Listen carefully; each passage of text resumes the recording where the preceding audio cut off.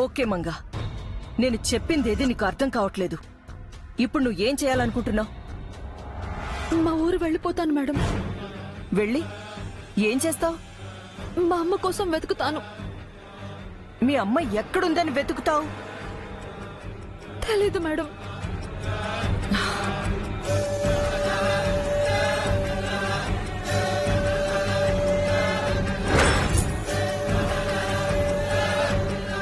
ఇదిగో చూడు,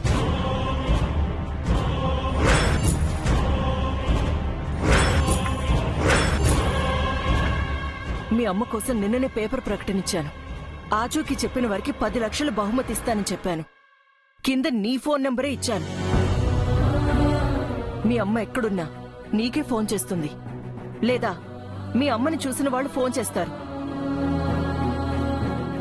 నేను అన్నీ ఆలోచించాను మంగా. నువ్వే ఏది ఆలోచించకుండా తొందరపడ్డావు. ఈ పరిస్థితుల్లో నువ్వు మీ ఊరు వెళ్ళడం అంత మంచిది కాదు. ఒక 2 రోజులు ఇక్కడే ఉండు. మీ అమ్మ కోసమైనా ఉండు. అర్థమైందా?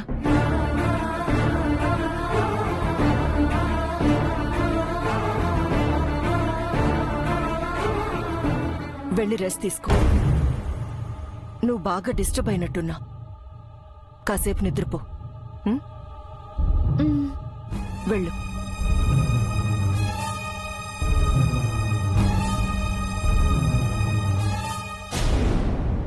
అంతా బావుంది అనుకున్న సమయంలో ఈ బాధలేంట్రా? శివపార్వతుల్లా కలిసి ఉంటారనుకున్న జంట కాళ్ల పారాణి ఆరకముందే విడిపోవడమేంటి? పిల్లా పాపలతో కలకలలాడుతుందనే ఇంటి నుంచి కొత్త కోడలు వెళ్లిపోవడమేంటి? ఏంట్రా ఈ ప్రారంధం? అంతా మన దృష్టివేనండి. కాగల కార్యం గంధర్వులే తీర్చినట్టు ఆ నిత్యను ఎలా వెళ్లగొట్టాలని మనం ఆలోచిస్తుంటే అదే వెళ్లిపోయేలా చేసుకుంది. తన గొయ్యిని తానే తవ్వుకుంది. ఎందుకలా చేసిందంటావు? ఇదంతా ఎందుకు జరుగుతుందో అర్థం కావట్లేదు. శాపమే వాళ్ళని విడదీసినట్టుంది.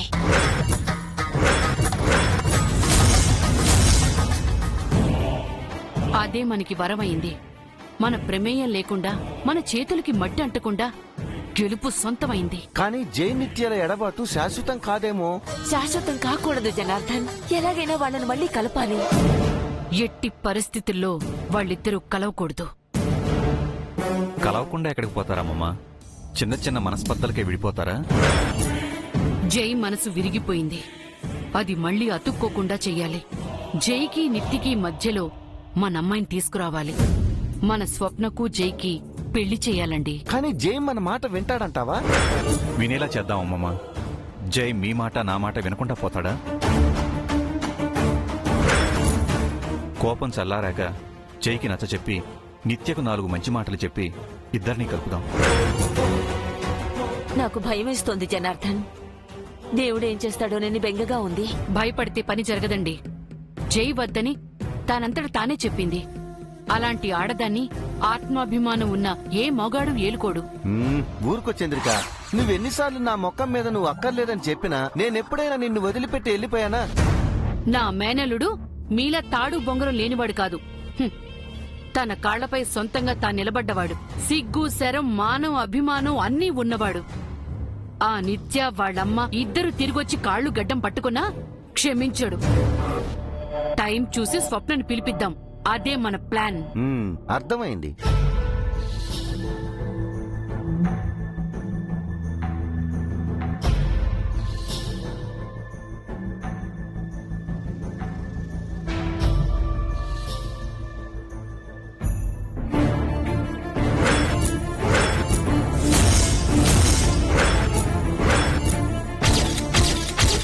కొబ్బరికాయ, పసుపు, కుంకుమ తీసుకోమ్మా. నాకొద్దు జేజీ, నాకొద్దు. అదేంటమ్మా వద్దు వద్దు అని వెళ్ళిపోతున్నావు? ఆంటీ ఫ్రూట్స్ ఫ్రెష్ గా ఉన్నాయా?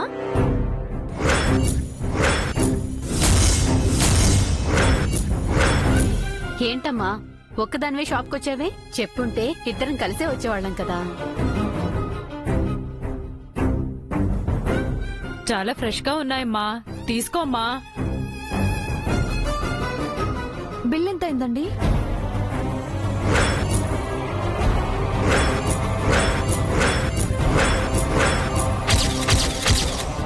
1000 కోట్లమ్మా. కావాలంటే నా యావదాస్తిని ఇస్తాను. తీసుకో తల్లి. వద్దు అంకుల్, నాకేమీ వద్దు అంకుల్. ఏం తీసుకోకుండా బిల్లు అడుగుతున్నావు? ఏమైందమ్మా? ఏం లేదు అంకుల్. ఏమ్మా ఏమైంది? హలో,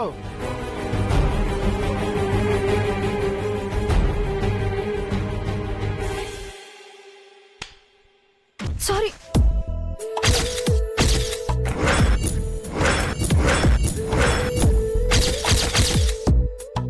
డాష్ ఇచ్చి సారీ చెప్తే సరిపోతుందా? ఈ తాళి తీసుకో.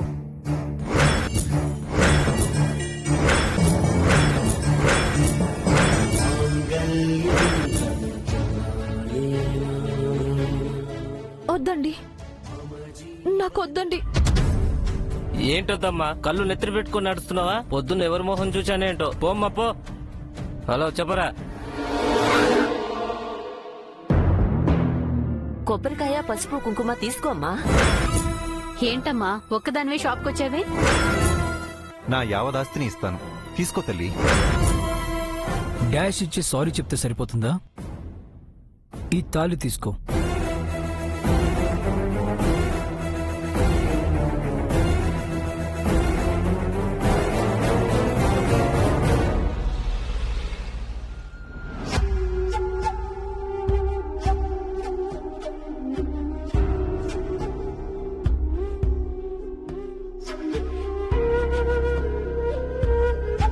మా తొలి రాత్రి జరగకపోవడానికి కారణం ఈయన కాదండి, నేను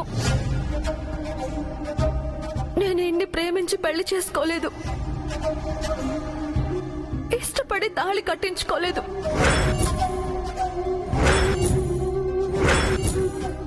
ఈ తాళి నా గుండెలపై బరువే తప్ప నా బాధ్యత కాదండి.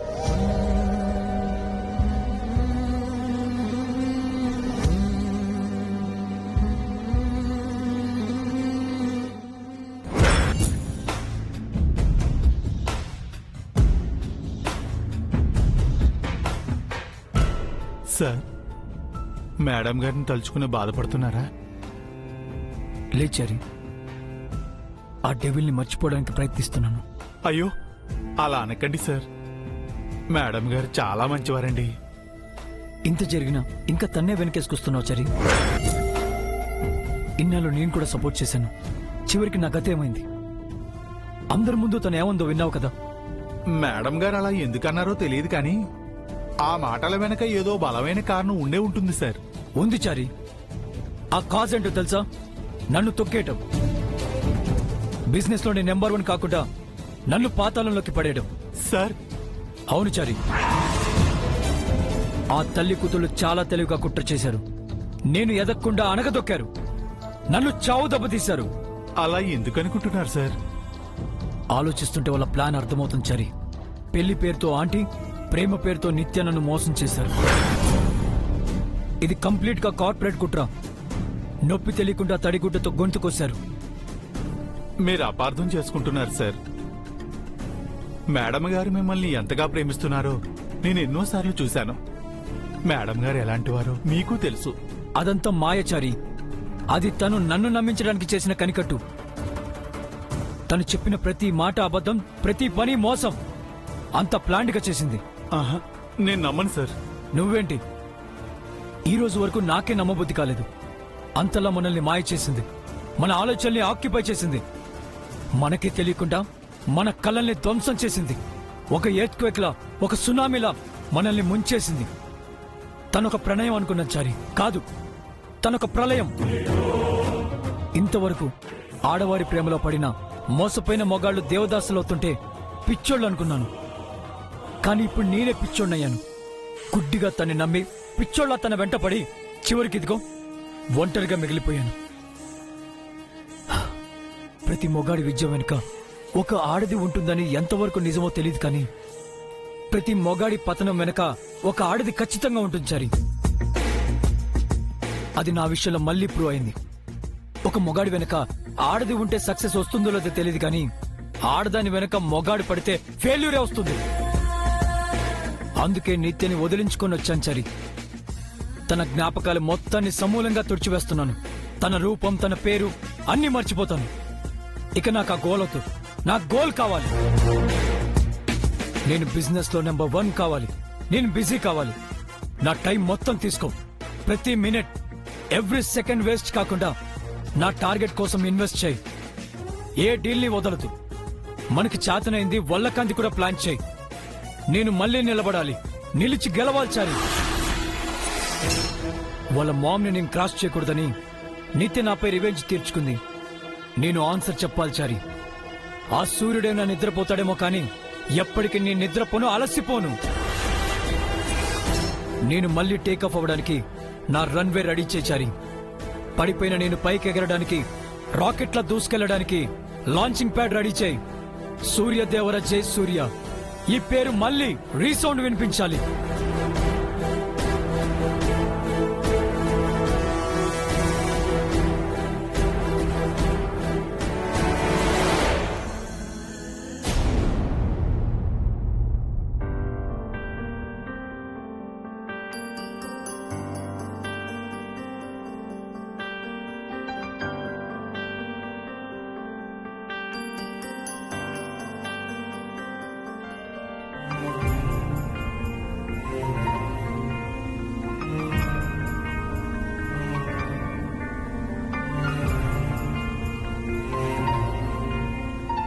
మంగా, కూరగాయలు తెస్తానని ఖాళీ సంచితో వస్తున్నావేంటి?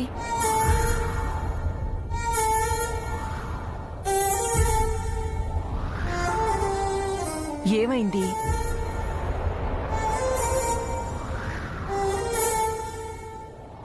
హెడేక్ గా ఉందా? అందుకే రెస్ట్ తీసుకో అన్నాను. వినకుండా వెళ్ళావు. ప్రశాంతంగా నిద్రపోమంగా. వెళ్ళు.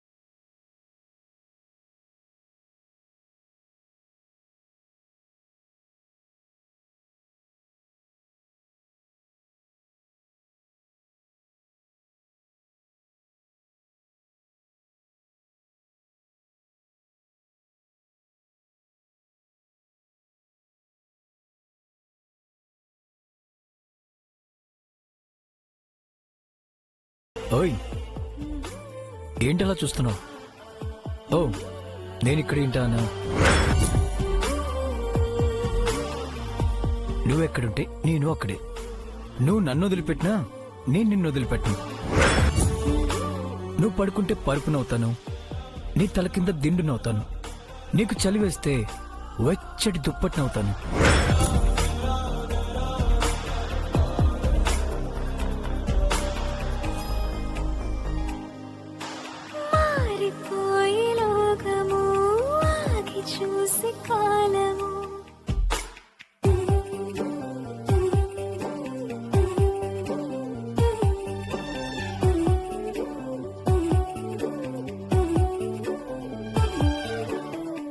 చిన్ని చిన్ని ఆశలేవో రెక్క విప్పుకున్నవి, చిట్టి చిట్టి ఊసులేవో రేకు విచ్చుకున్నవి.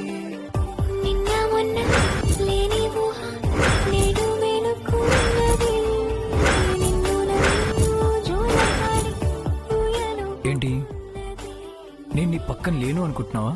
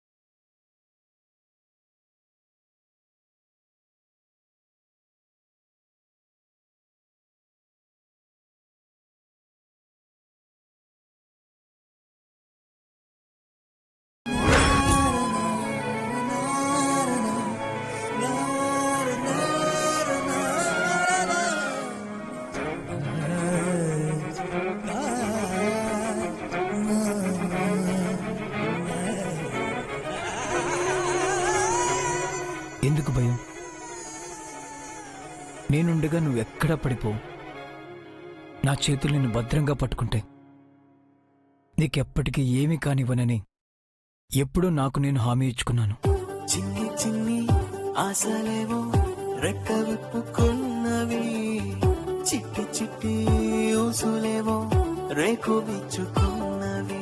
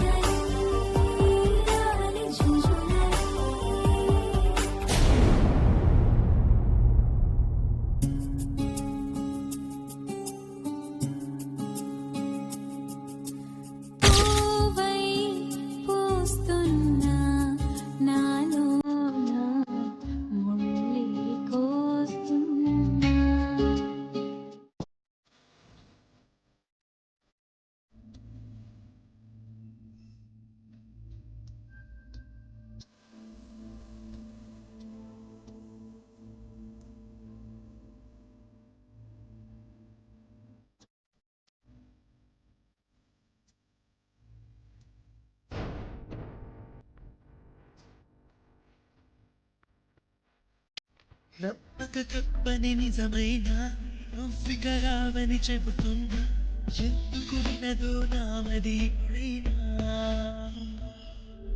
చెప్పరు ఇక వస్తూ నువ్వేమో అనుకుంటున్నా,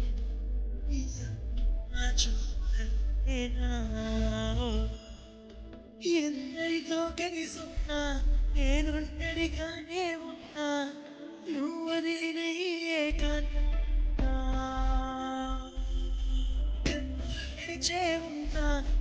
నిన్నటికినవే అయినా ఇప్పటికీ ఆ కలలోనే ఉన్నా.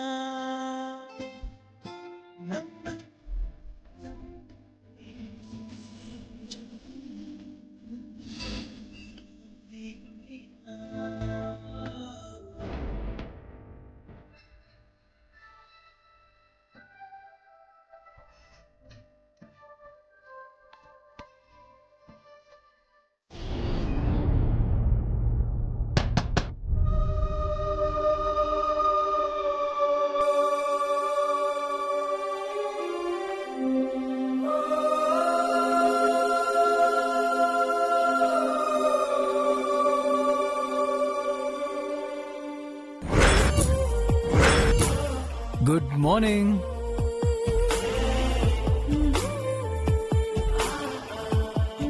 డోర్ కొట్టి లేపితే తప్ప మేడం గారికి మేలుకు రాలేదన్నమాట.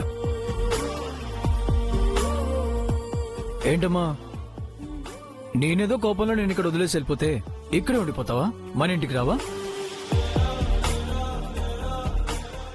అది